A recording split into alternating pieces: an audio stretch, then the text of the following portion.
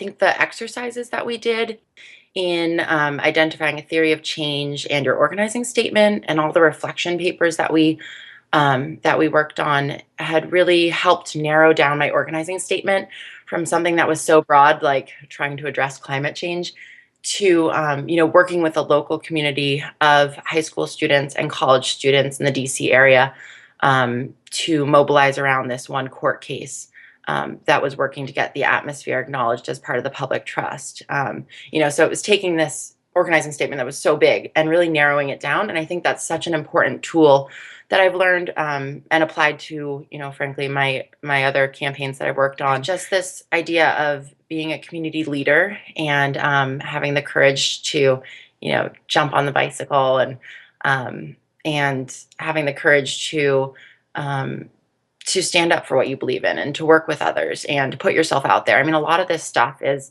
edgy and can be, kind of dangerous or scary.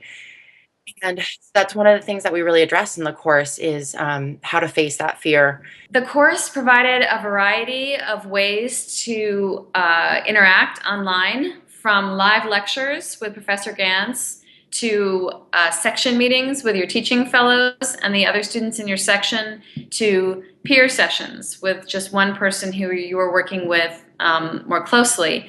And I think that variety was a plus. At first, I think I was a little bit hesitant about taking a class online. You worry that you're not going to be able to connect, or you won't be able to hear the professor, or there'll be technological problems inhibiting your learning. But I was really surprised at how smooth everything was run.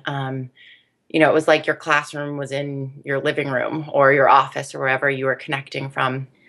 I would say the unique point of the online course is that it helps you to get support from and give support to a community of like-minded people who you can bring into your life without even having to leave your home.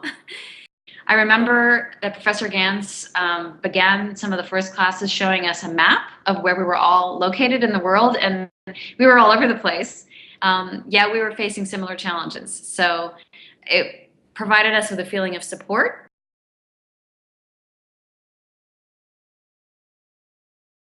I definitely gained an ability to communicate more effectively as a part of the organizing I do. The technique of the one-on-one is something that I have used not only in organizing but in other areas of my life.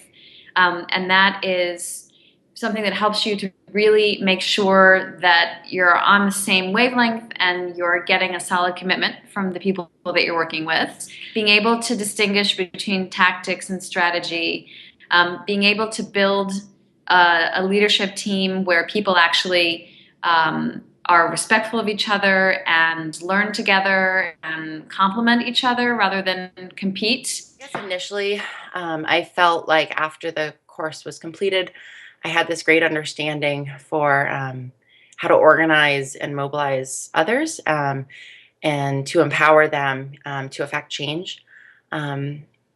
Really, I felt myself that I had been empowered, and I felt like I really came into my own as a leader through learning these leadership tactics and through learning how to interact with others and how to empower others. And so that was quite powerful for me. The thing that I really took away from this class was the notion, or challenging the notion of power, because we typically think of power in these structures in politics, in terms of politics or money. And one of the most interesting things that I learned was in changing your understanding of where power and resources come from, and that communities and individuals working together through their relationships can have tremendous amount of power.